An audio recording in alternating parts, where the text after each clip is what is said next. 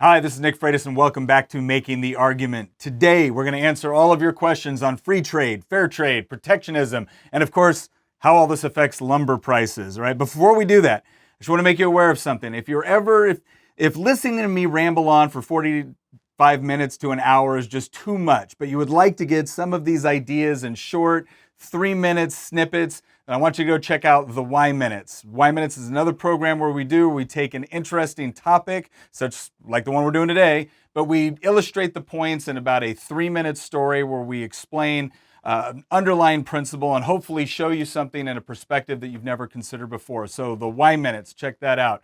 All right, let's go into free trade. So this is an area where for, most of the last 100 years, most economists were kind of on the same sheet of music with respect to free trade, at least in the United States. Not everybody, obviously, but there was a general consensus. And typically, on the right, you have a lot of respect for free markets, but there's also kind of this protectionist angle that comes out with respect to protecting your industry against whatever it might be, protecting your country, protecting your economy against cheap imports, or maybe other countries are putting tariffs on your producers, but we're not putting them on theirs, and is that fair? And the big question here is falls along a couple of lines. One is economically, what makes the most sense, right? Between all these different ideas of trade, what makes sense when we talk about international trade from an economic perspective? Right. Another perspective has to do with things like patriotism, right? Should we have a special fealty for products or services that are produced here in the United States? And then there's also a moral component, right? So we're going to be talking about all three, the economic side, the patriotic side, the moral side, as we discuss the different views and approaches to trade. So first and foremost, what is free trade? Free trade is essentially the ability to engage in exchange with somebody else, and generally, again, when trade obviously takes place domestically as well. Every time you make a transaction, that's a trade. But a lot of times when we talk about trade policy, we're talking about international trade. So free trade would be there's no tariffs, taxes, or restrictions on your goods and services when you sell it in our country, and you don't put any tariffs, taxes, or restrictions on our products when we sell it in your country, right? That's free trade. Right now, a lot of people talk about fair trade, and that's the idea. And the concept behind it is generally associated with the fact that free trade usually doesn't happen with respect to most products, right? There's always some sort of economic carve out or set asides, or maybe we sell a bunch of stuff over there, but or excuse me, a foreign country sells a bunch of stuff in the United States, but then they put up protectionist barriers which prevents us from selling our products in their country, and so fair trade is kind of this concept, I would almost call it like an ideal, where the rules apply across the board. So if you have a tariff, then we have a tariff. If you have a restriction, then we have a restriction, right? And it kind of mirrors the policy of each individual country. So that's what fair trade, as I understand it, is trying to achieve. And there's what we call protectionist policy. And protectionist policy is essentially when the government comes in and says, we're going to actively restrict trade, and ostensibly it's for the benefit of domestic industry.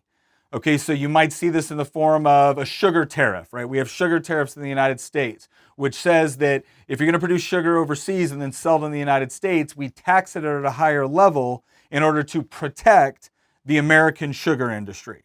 Right? And you see this all over the world, countries engage in it. That philosophy is built around this idea that if you can somehow give your people, your industry, a competitive advantage with respect to trade through government policy. And again, usually this comes in the form of either tariffs or taxes on foreign products, or it comes in the form of government subsidies to domestic industries. So, for instance, a tariff is if an American wants to buy a product made in, we'll say, Singapore. The government comes in and says, okay, Singapore company, you can sell that product in America, but we're going to charge you a 20% tariff, and that elevates the price. So what ends up happening is it's not the Singapore country necessarily that pays that, it's the American consumer. So now when I go to the store, I could have bought that product for 20% cheaper, but now I buy it 20% more expensive than it otherwise would have been. And again, generally that's because maybe there's an American industry producing the same product, but they don't produce it as cheaply as the Singapore company. And so we raise the tax on the Singapore product to bring it in line with the American product, or even maybe make it more expensive than the American product. right? So that's a tariff way to engage in protectionism.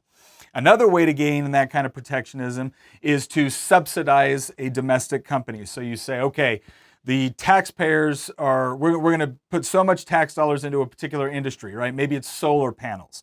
We're going to put a bunch of tax dollars into that industry, and that's going to make it more competitive, either domestically or in a world market, right? So that's another way the government can engage in trying to give favor to a domestic industry over a foreign industry. All right. So a lot of people look at that and they think, well, that seems to make sense, right? If we're allowing a foreign country to sell all their products over the United States without any restrictions or any additional taxes or anything like that, and then our companies go over to that country and try to sell products, and then they raise all kinds of tariffs, well, that's not fair. And so we should raise the taxes on their products as like almost a form of punishment or a way to support our domestic industry.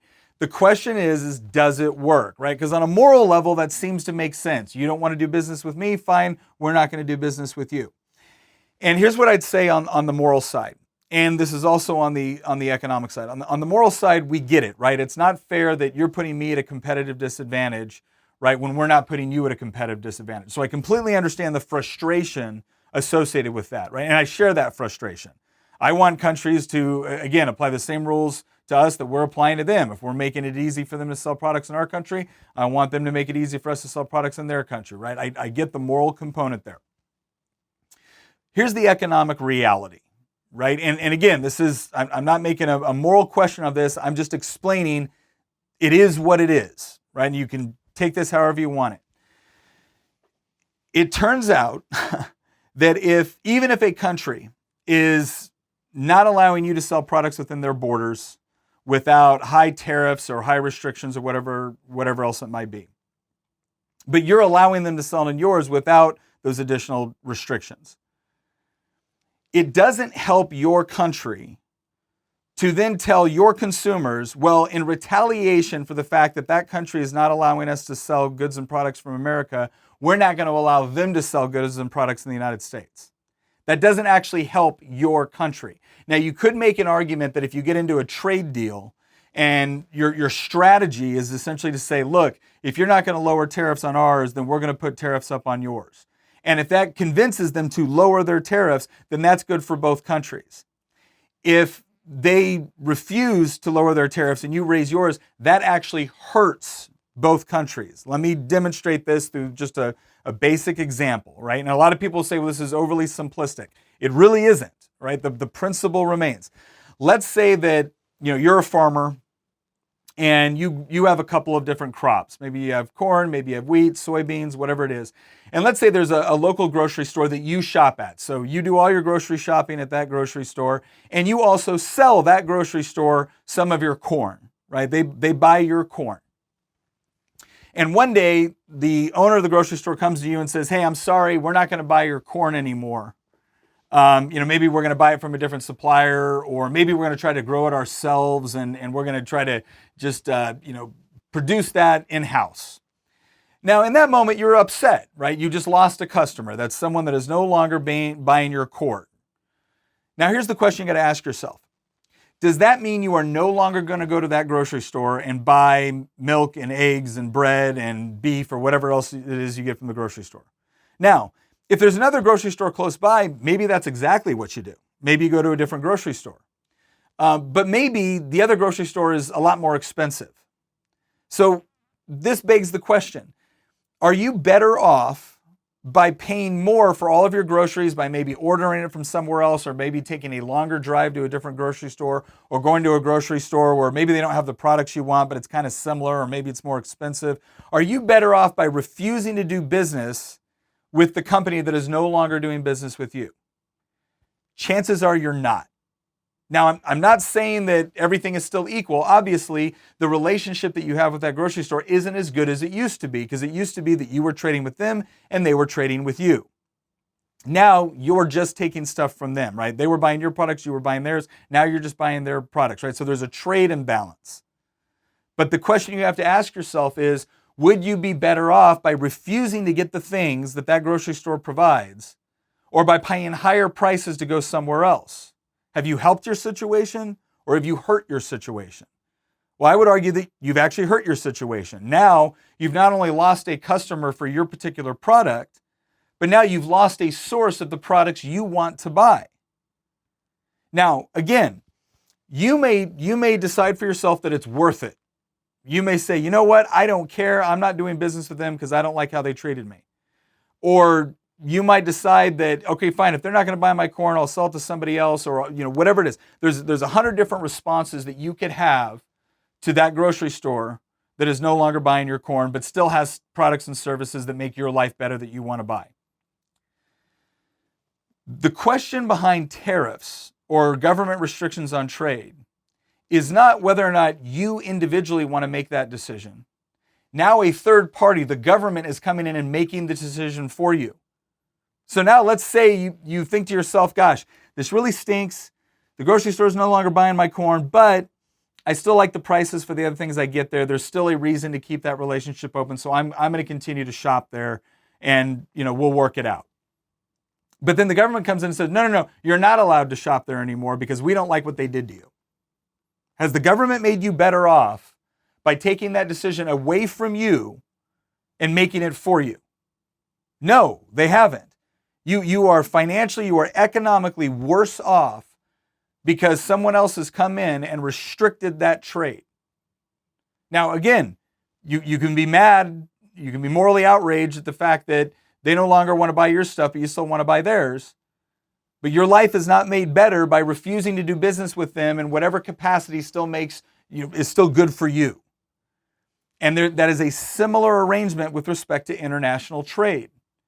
Right? It might be that China or Singapore or Germany or whatever, it might be that they don't want a certain U.S. product or they want to raise the tariffs in order to protect their own industry. But that doesn't automatically mean that it's better for America or better for Americans if we restrict trade on the products that we want to buy from Germany. Because again, when we talk about trade, it's very important to remember something. Trade in almost every case is not the United States trading with Singapore or trading with Germany. That's not what's going on. It's not two countries showing up to each other's borders with a pile of goods saying, all right, well, what do you want and what do you got over there and I'll trade. That's not what's going on. What's going on is people in the United States, people in Germany, people in Singapore are shopping for something. And when they shop for something, they want as big a marketplace as possible so they can get the best product for the best price. And so even if someone is not treating you as well as they could, even if someone is not treating you as good as they could, that doesn't mean that there's no longer any financial incentive or benefit from engaging in whatever trade is still allowed. So it's really important to remember that from an economic standpoint. And a lot of people hear this and they bristle and they're like, no, we're not being treated fairly, and so we should shut it down. If you still want to do that, that's fine. What I want you to be aware of is the economic reality of that. Because the economic reality is you are now making yourself worse off than the original interaction already made you, right? Them shutting down trade with you in one sector made you worse off. You're now making yourself even more worse off by shutting down trade with them in another area that is beneficial.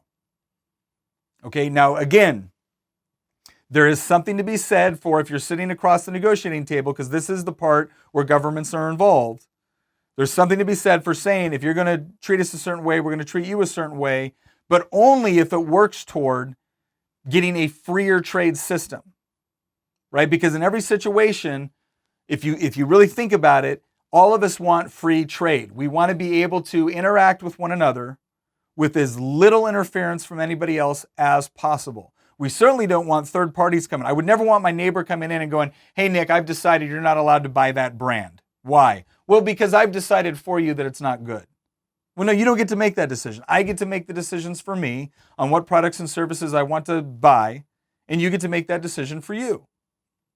Now, here's the other side. For anybody that thinks that, well, now we're just letting all these other countries off the hook, right? Now, they've now made their economy stronger. And yeah, maybe you say, okay, I get it.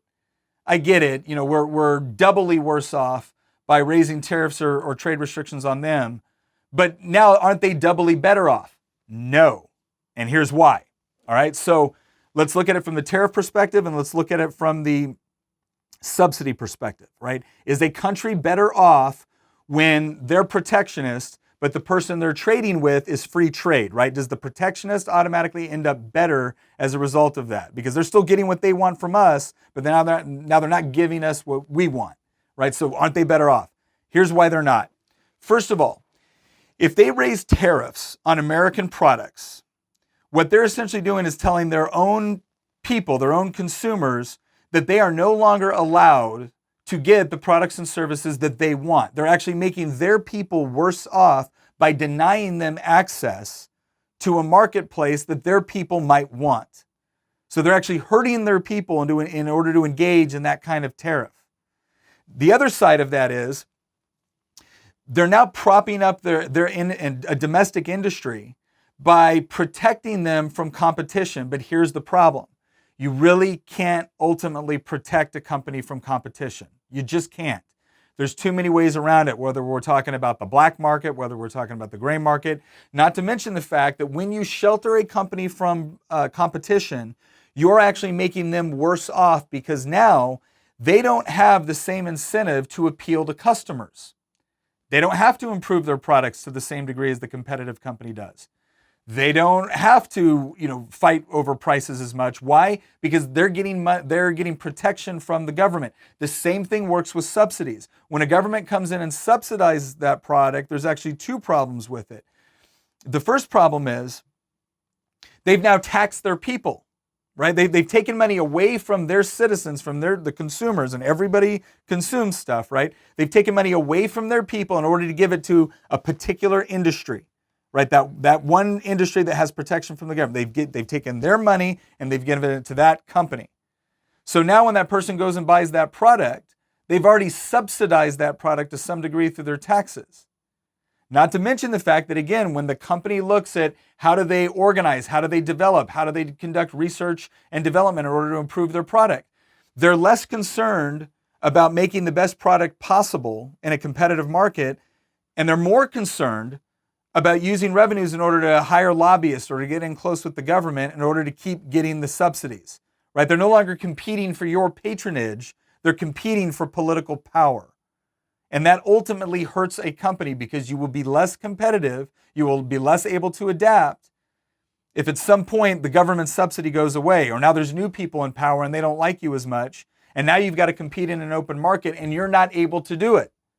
You're no longer as competitive, because you've been operating your business off of a model that was dependent upon tariffs, subsidies, and government connections, not making the best product and service possible for your consumers, for your customers.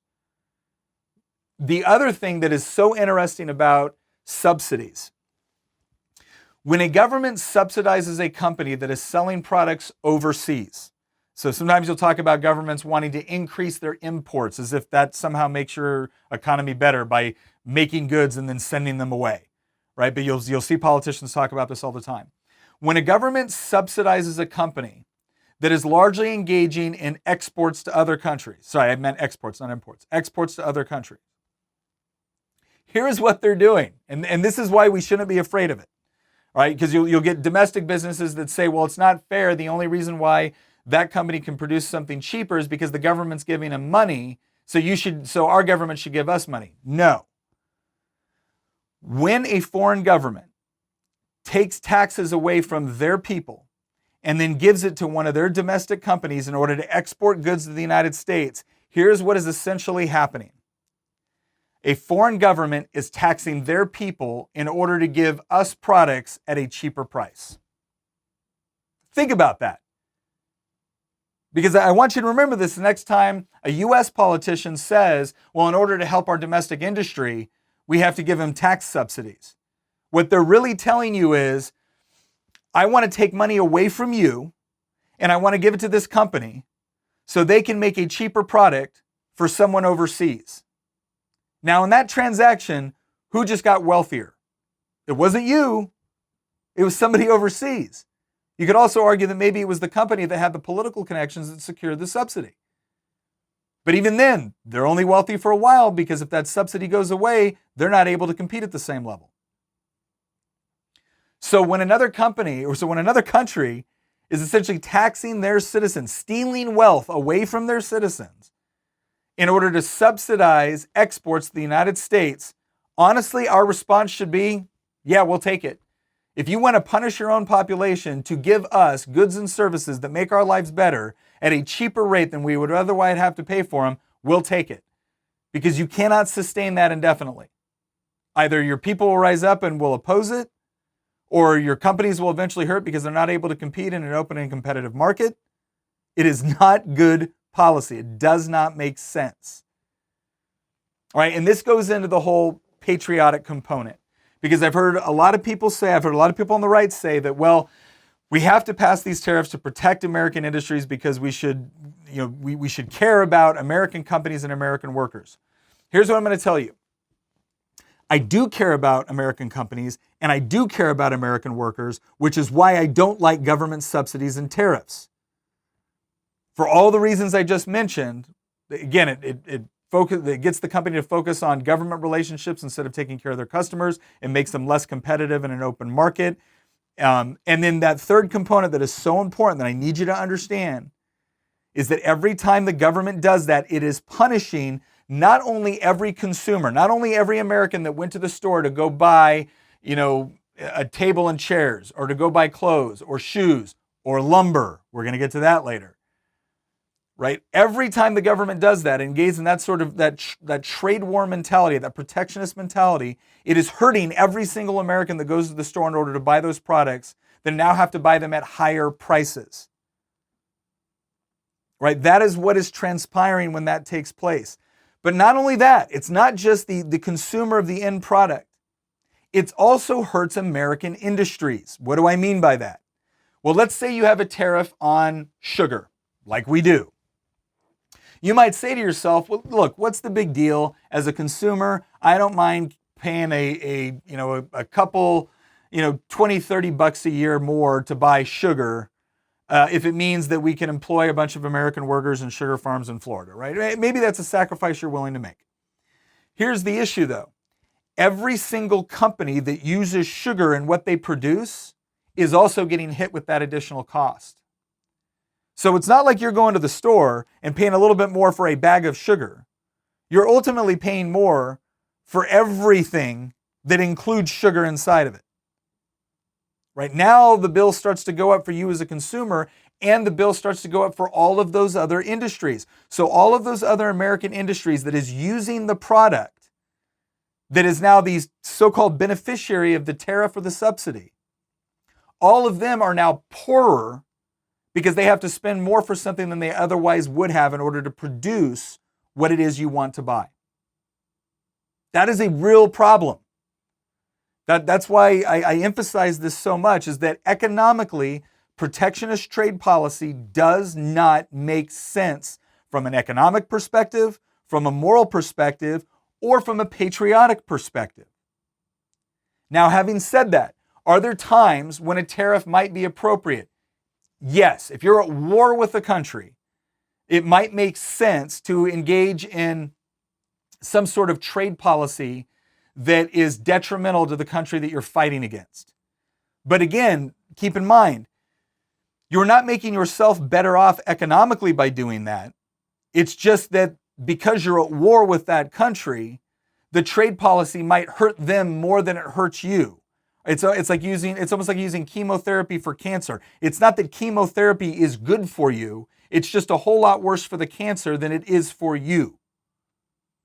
And that's how you need to think of that when you're talking about a tariff or some sort of, trade war style policy with another country. Yes, if you're at war with them, it might make sense to strangle their trade, not because it makes you wealthier, but because it helps you win the war.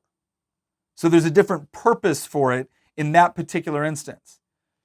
Now, could you also make the argument that there could be trade restrictions for somebody that's engaging in slavery, right? So you have a country like North Korea or a country like China, which is using slave labor essentially through some of the camps that they run. Would it make sense to have certain restrictions on that? Yeah, you could make an argument for that. You can make an argument for that on a whole host of categories because there's something deeply immoral about enslaving someone else to your will. right? In the United States, we believe you have the right over your own labor. And you can trade your labor for a paycheck or for wages or for goods or services, but nobody has a right to compel you to use your labor, right? So you can see it within that particular realm. Now, excuse me, what does this all have to do with the price of lumber? So obviously all of us right now are witnessing this skyrocketing of the cost of lumber. And the question everyone has is, how in the heck did lumber become so expensive all of a sudden? Now, here's the first thing I want to tell you. It's not that tariffs or trade policy explain, in its entirety, the rising cost of lumber. That's one factor, right? There's a lot of factors. You've had forest fires. You've had beetles in Canada, where we get a significant portion of our logs and whatnot in order to make lumber products. All of that has factored in. COVID has factored into it significantly. Government regulations and the difficulty with setting up a sawmill has factored into it greatly. Inflationary monetary policy has factored into the price of lumber going up. The housing boom that you had in the 2000s, when the government was pumping money and they were forcing banks to give out loan, and then they were bailing out banks at the same time, and you had a lot of materials that were being used for housing, that it turned out that there wasn't the actual demand in the marketplace that otherwise would have existed without the government constantly pumping up that marketplace. And then you had a huge drop off, and then for a straight decade you had reduced demand for lumber. So all of those factors have gone into the price for lumber because of the new demand that we're seeing right now, and the fact that in that interim you had sawmills shut down due to the price of running them, due to the regulations associated with it, the taxes associated with it, the decreased demand. And now that we have another demand for lumber, it's not as if you can just open up a sawmill tomorrow and start, putting out, lumber, right? So all those factors go into the price of high lumber. But another factor that goes into it has to do with trade policy.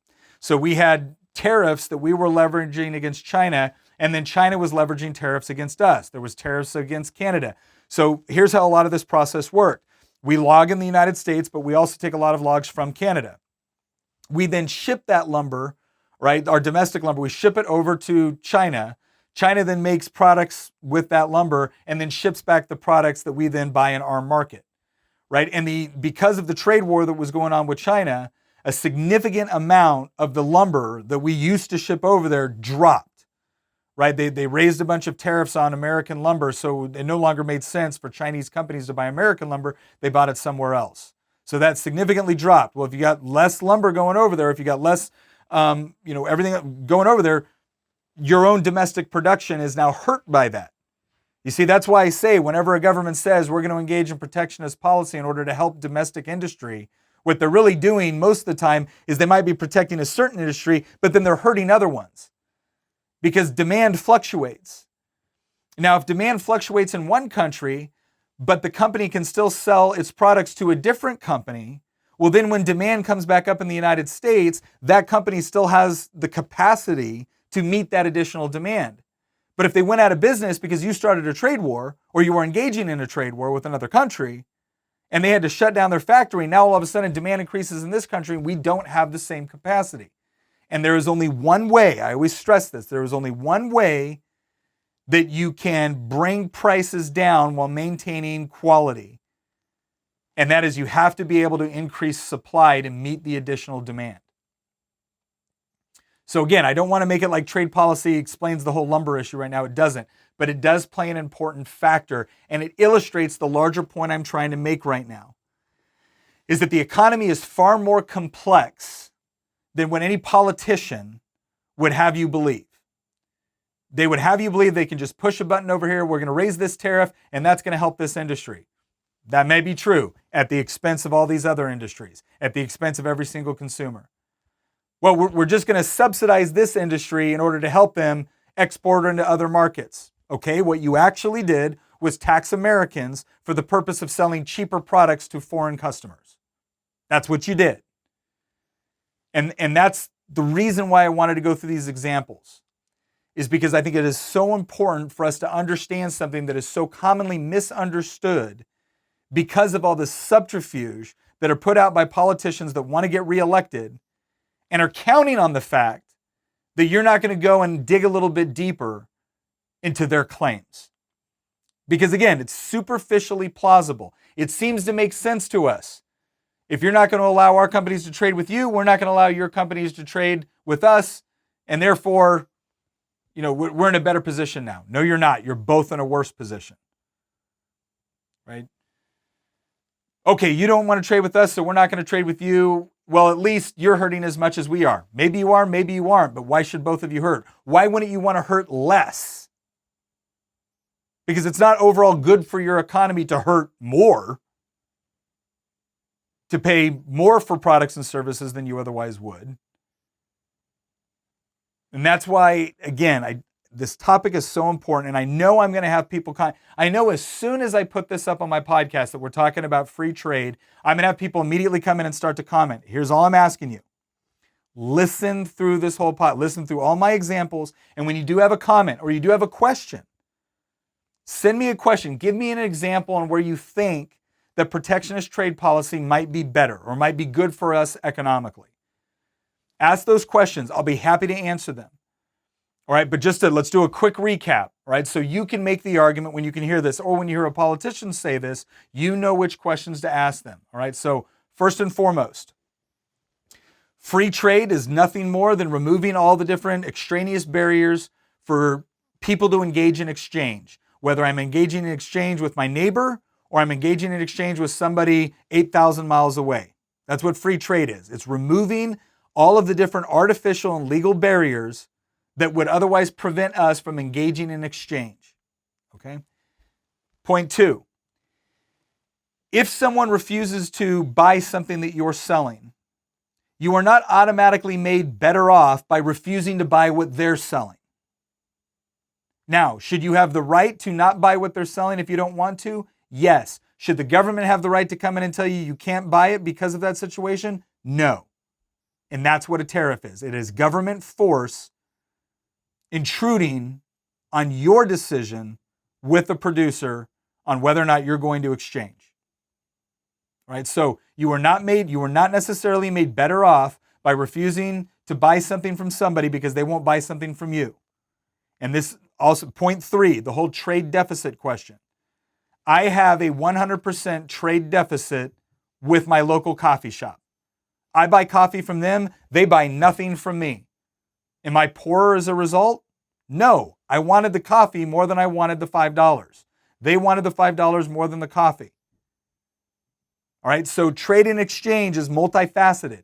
Just because you have a trade imbalance or a deficit with one person or one entity or one company doesn't mean you're now poor. It doesn't mean that they have some sort of advantage over you.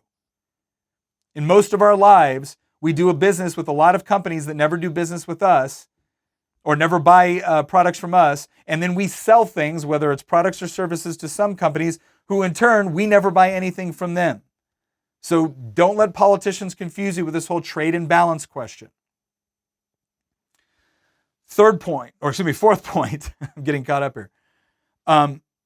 When a government subsidizes a particular industry to make them more competitive on a world market, what they're actually doing is taxing you in order to sell cheaper products to a foreign customer.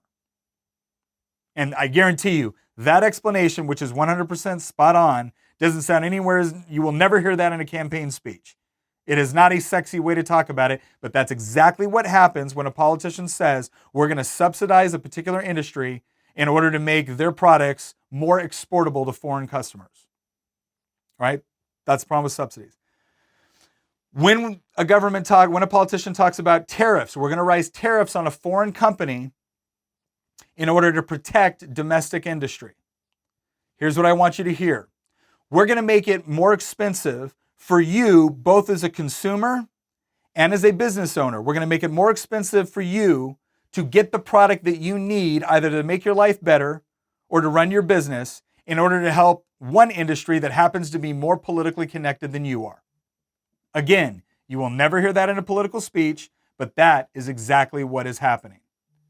All right? And then when we talk about the whole concept of fair trade, yes, we would all like in an ideal situation where we have a free trade environment. We're not always going to get that. We should always negotiate as hard as we can in order to achieve that. But ultimately, we need to understand the economic realities of what happens when you engage in a trade war. And I'm going to leave you with this final example. So a lot of what I've talked about right now is kind of theory, or I've given you examples. I mentioned lumber, but I'm going to give you another core example that I hope will really hammer home this point for you. The Great Depression. Most people believe, because they've been taught in their textbooks, that when the stock market crashed, that started the Great Depression, and it lasted for over a decade. That is a lie. Here's why. If you go back and you look at 1929, when the stock market crashed, it was a significant crash. And the unemployment rate peaked out within about 6 months. It was right around 10%. That was the unemployment rate, 10%. J. Edgar Hoover, a Republican, decided that, well, the way we were going to protect all these companies that had just been crushed by the stock market, the way we were going to protect all these industries is that we were going to engage in tariffs. So they had what they called the Smoot-Hawley Tariff. It was a piece of legislation that drastically raised tariffs on countries all over the world. All these countries that were trading with the United States, we raised our tariffs on them. What did those countries do? They raised tariffs back on us. Unemployment went from about 7% up to almost 23% within a couple of years, and then it stayed in double digits all throughout the Great Depression. Because when you make it harder to exchange, when you make it harder to do business, when you make it harder to trade, you are ultimately hurting the economy every single time. So please don't buy into this narrative that it is somehow patriotic or you care more about your country if you want protectionist trade policy. It's not true. If you want to hurt American consumers, if you want to hurt American businesses that rely on that exchange and trade, if you want to hurt them, then okay, hurt them. But don't pretend that it is built under patriotism. It is not. And if you want some more great arguments on this, I'm going to give you a couple different books to read. One is called, it was a pamphlet that was put out by an economist named Frederick Bastiat. It was called the Petition of the Candlemakers. And it is one of the best takedowns of the theory and the philosophy behind protectionism being good for domestic industry. He does an absolute excellent job. It's satire. It's very sarcastic, but it's just a great takedown, and it illustrates the fundamental problem with the protectionists. Okay, so Petition of the Candlemakers by Frederick Bastiat.